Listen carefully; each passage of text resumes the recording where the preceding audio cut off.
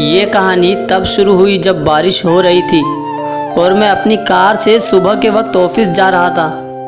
रास्ते में एक लड़की खड़ी थी और वह काफ़ी भीगी हुई थी। मैंने उसकी तरफ देखा और उसने भी मेरी तरफ देखा और लिफ्ट मांगने का हल्का सा इशारा किया।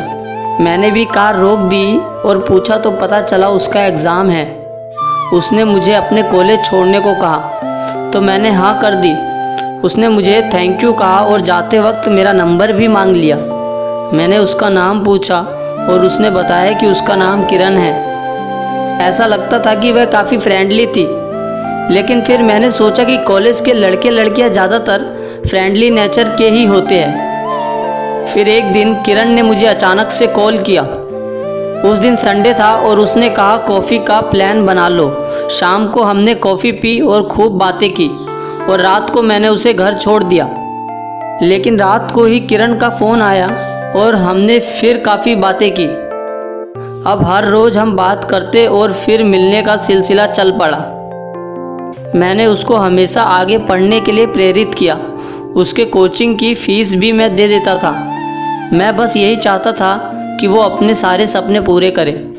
मेरी अभी शादी भी नहीं हुई थी और सैलरी भी अच्छी थी, तो मैंने सोचा किरण की थोड़ी मदद ही हो जाएगी। अब किरण भी बेहिचक मुझसे हर चीज़ की डिमांड करने लगी।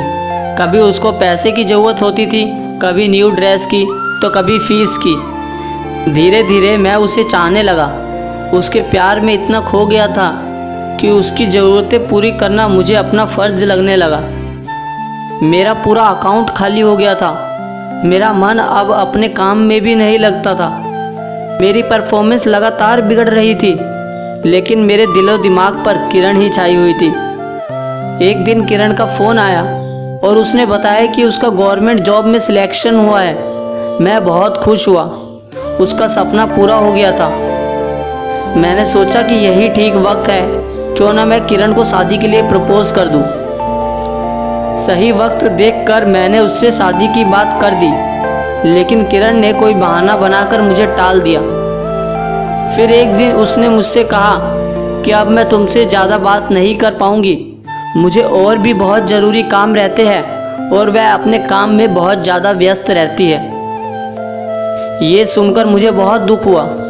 मैंने सोचा कि उसके लिए अपना एक एक पल कुर्बान किया।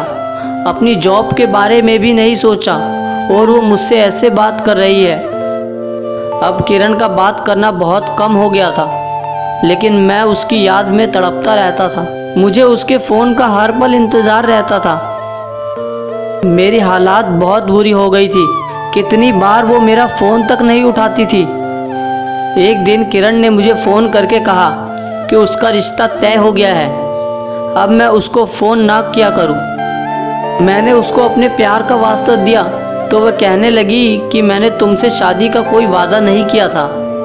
उसने बताया कि वो जिस लड़के से शादी कर रही है वो ऑस्ट्रेलिया में सेटल है और उसकी शादी के बाद वो भी ऑस्ट्रेलिया चली जाएगी। मैं किरण के आगे बहुत रोया, गिड़गिड़ाया, लेकिन उस पर कोई असर नहीं हुआ। किरण के प्यार में मैं सब कुछ हार गया था। उसकी शादी हो गई और मैं कुछ न कर सका। मैं गहरे डिप्रेशन में चला गया। मेरी लव स्टोरी का दी एंड हो गया। मैं अब फिर से अपनी बिखरी ज़िंदगी के पन्ने समेटने की कोशिश में लग गया हूँ। वाकई में दोस्तों, अगर हम किसी को सच्चा प्यार कर बैठे और वो बाद में हमें छोड़कर चले जाए तो इस दर्द भरे एहसास को बयां करना बहुत मुश्किल है। अब तो ऐसा लगता है जैसे मैं अपनी लाइफ जी नहीं रहा, बस काट रहा हूँ और उम्मीद करता हूँ कि उसे भूल पाऊँ, लेकिन क्या करूँ, इंसान हूँ ना, आसानी से भूल नहीं पाता। दोस्तों, आपको ये वीडियो कैसी लगी हमें कमेंट में ज़रूर बताएं। अगर ये वीडियो पसंद आई तो इस वीडियो को लाइक ज़रूर करना, और हाँ, अगर आप हमारे चैनल पे नए हैं तो हमारे चैनल को सब्सक्राइब करना बिल्कुल ना भूलें।